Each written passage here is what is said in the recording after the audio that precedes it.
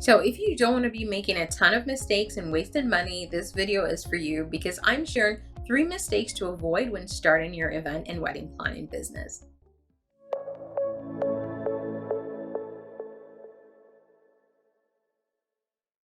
Hi, I'm Jody Ann Rowe, founder of the Event Certificate, and I work with event planners and wedding planners to help them level up their online marketing. If you're struggling to find leads and get booked online, definitely connect with me, www.eventcertificate.com. So I'm going to share 3 things, at least 3 of the mistakes that you definitely want to watch out for as you're starting your event planning business.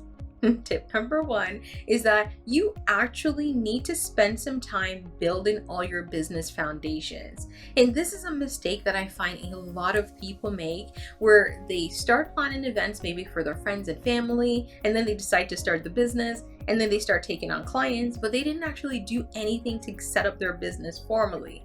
If you have the time, I really want you to take the time to do that.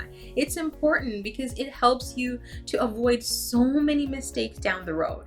So here are some things you want to do. You want to look into getting a business name, registering that name, setting up your business properly. Look if you need any license permits or anything for your city, for your state, for your province, right? Make sure you're doing this properly because you don't want the government coming for you after. If you need to, speak to an accountant, speak to a lawyer, see if you need to have anything special in place in your particular location that you need to know before you end up with any legal trouble or tax issues down the road, right? So look into that. Now, there are all the other starter up items such as, putting up a website and all of that, but I'm not going to put a ton of emphasis on that because if you're getting clients without having a website, the website is not the most important thing right now. But once you do get to that point, get your website up, right? Get all your items in place. Now, number 2 is that you actually need to not try and do everything yourself. This is a huge mistake that I see a lot of people making. They start the business, and because they don't have a ton of money to invest, what they do is they try to do everything themselves. So they're starting the business, they're running the business, they're planning in the business, they're building the website, they're setting up the CRM, they're doing everything. Now, here's the thing. If you are skilled in each of those areas, then by all means do it and get it done.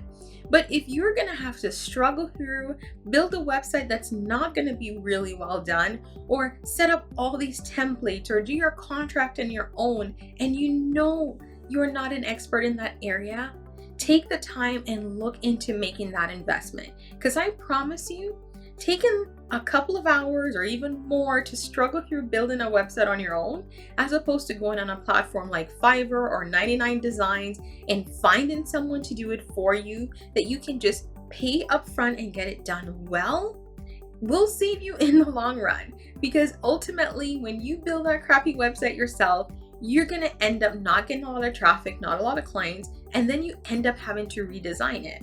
As opposed to if you just paid that expert upfront, got it done. Yes, I know it's going to cost you some money, but then you don't need to do it next year, and the year after that, you might need to update it every 5 years. Okay? Look into that carefully before you waste your time and before you waste any money. Now, number 3, the third mistake that a lot of planners make when they're starting is not actually thinking about their marketing.